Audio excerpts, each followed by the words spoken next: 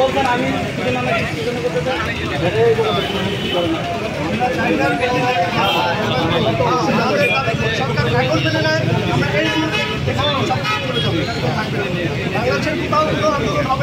আমাদের সরকার দাবি এখন মেনে ভাই আপনারা কি কেউ বৈষম্য চান? না কেউ বৈষম্য চান?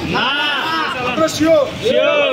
আপনারা কি চান আপনাদের ছেলেরা অবহেলিত হোক পড়াশোনার ক্ষেত্রে, চাকরির ক্ষেত্রে? না কেউ চান? আপনার ছেলেরা আপনি কষ্ট করে আপনার ঘাম, মাথার ঘাম পায়ে ফেলে আপনার টাকা পয়সা আপনার ছেলেমেয়েরা আপনি পড়াশোনা করাবেন, স্কুলে পাঠাবেন, কলেজে পাঠাবেন, বিশ্ববিদ্যালয়ে পাঠাবেন, তারপর দেখবেন চাকরি করতে গেলে তার কোটা লাগবে। তখন আপনার দেখবেন আপনার কোনো কোটা নাই, না আপনার মুক্তিযোদ্ধার কোটা আছে, না আপনার পশু কোটা আছে, তখন আপনার ছেলেমেয়েরা চাকরি পাবে কীভাবে? ভেবে দেখছেন একবার? শুধুমাত্র আমরা এটাই বলছি যে মেধার ভিত্তিতে তোমরা চাকরি দাও, শিক্ষার্থীদের কোনো কোটা চলবে না। আমরা একমত। আপনারা যারা এখানে সাধারণ মানুষ আছেন, আপনারা আমাদের ভাই, আমরা আপনাদের হয়তো কেউ না কারো ভাই, আমার সন্তান, কারো বড় ভাই, কারো ছোট ভাই, আমরা আপনাদের ভবিষ্যৎ প্রজন্মের কথা চিন্তা করে আজকে এখানে অবরোধ করছি। আপনাদের সবার সহযোগিতা চাচ্ছে এবং আপনারা আমাদের সাথে দলে দলে আমাদের আন্দোলনে অংশগ্রহণ করুন। যতক্ষণ পর্যন্ত না আমাদের দাবি সরকার মেনে নিচ্ছে এবং কোটা প্রথা বাতিল করছে, ততক্ষণ পর্যন্ত আমাদের আন্দোলন চলছে, আমাদের আন্দোলন চলবে।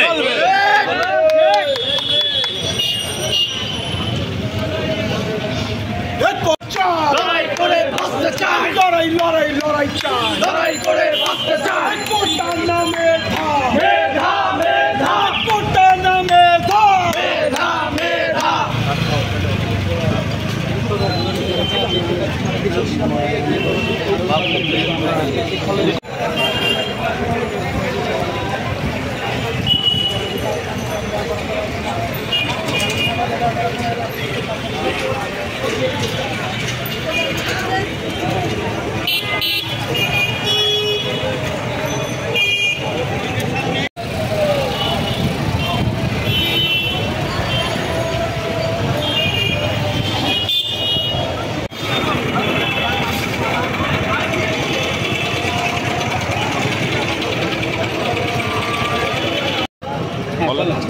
যখনই এখানে ছাত্ররা রেল লাইনের উপরে স্লিপার দিয়ে রেল অবরোধ করার চেষ্টা করছে এবং করছে, তখন আমরা স্টেশনকে জানাইছি এবং কমলাপুর আমাদের অফিসারকে জানাইছি এবং সাথে সাথে এরা ব্যবস্থা নিচ্ছে এবং দুই পাশেই রেল যোগাযোগ আপাতত বন্ধ আছে। আচ্ছা, সেক্ষেত্রে আসলে কোনো ঝুঁকি রয়েছে কিনা? না, ঝুঁকি আপাতত ঝুঁকি নাই। এখন আপাতত ট্রেন বন্ধ আছে, পরবর্তীতে ওনারা যতক্ষণ পর্যন্ত নির্দেশ না দিবে ততক্ষণ ট্রেন চলবে না। আপনার নাম আর পদবি? আমার নাম মিরাজুল ইসলাম, আমি এখানকার গেট কিপার। আচ্ছা, সেক্ষেত্রে